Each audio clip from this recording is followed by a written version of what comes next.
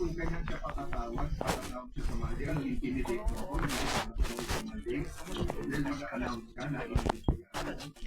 Tapos sasabihin mo may assertion, tapos sasabihin mo hindi release, hindi sila.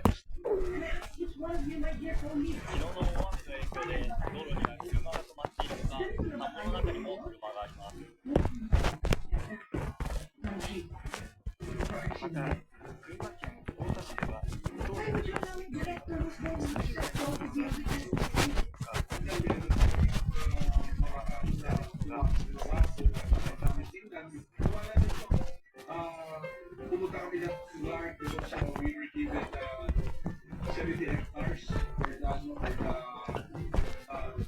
LDF. So magkaroon ng relationship sa kami yung sports complex na ginamit ng city sa PMC City Organizing Committee. Well, nakating sa atin, may meeting ng community, may nakating sa atin, nakating community, yung dito ko na pera, yung activated. Pero private company rito, na binayaran natin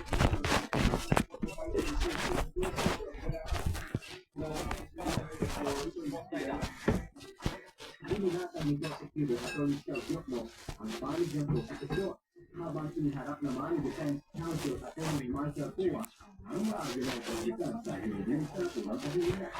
Kaya ang